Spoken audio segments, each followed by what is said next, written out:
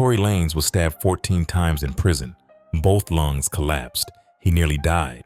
And now the man responsible has been unmasked, a killer with a disturbing past. And the worst part, this may have been a setup all along.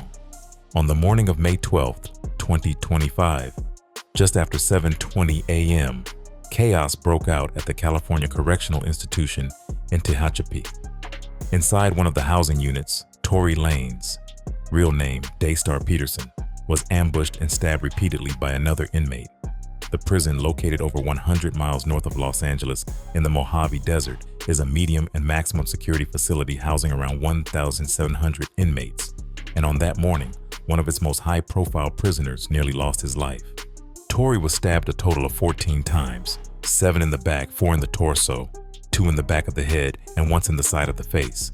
The injuries were so severe, both of his lungs collapsed. He was immediately rushed to the medical unit and placed on a breathing machine.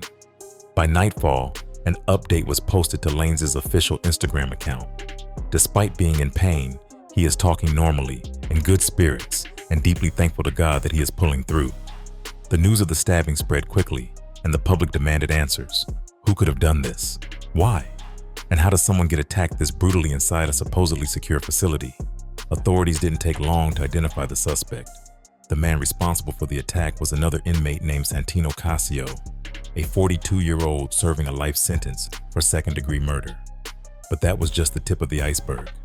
Casio's criminal record reads like a horror story. He was first convicted in 2004 for multiple violent crimes, including second-degree murder, attempted murder, and the use of a deadly weapon. He'd shot his 13-year-old girlfriend in the face at point-blank range with a shotgun.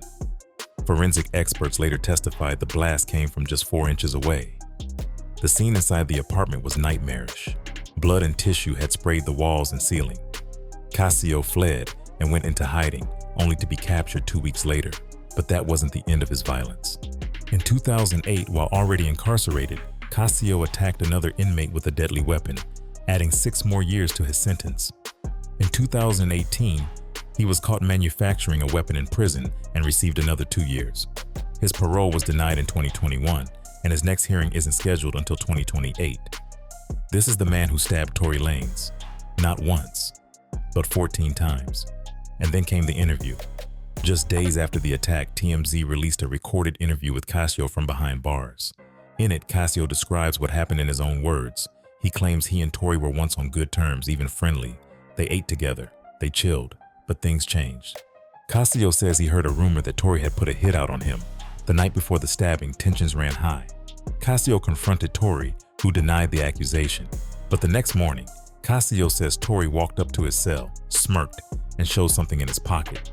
Feeling threatened, Casio says he rushed Tory. "I just snatched him," he says. "I took advantage of him. He was weak. I slammed him and I kept stabbing." He insists he wasn't trying to kill Tory.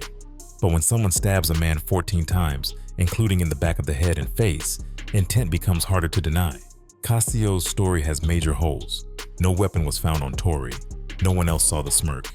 And despite Casio claiming Tory had boys nearby, no one intervened. Why would a high-profile inmate like Tory Lanez, known for staying out of trouble, start a fight with one of the prison's most dangerous residents? In fact, multiple sources have said Tory was respected in prison. According to WAC 100, Tory was known as the resource guy. He helped other inmates navigate paperwork, connect with family, and even stay out of trouble. He wasn't looking for drama. He was trying to survive. Then there's the music. Some have pointed to lyrics from his song with DDG, Handling Business. "I call a shot on the yard. Your problem. I'm gonna send a hit out and cash the expletive out you."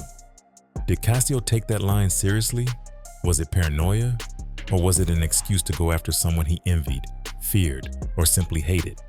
One thing's for sure, Santino Casio had nothing to lose. He's already serving life.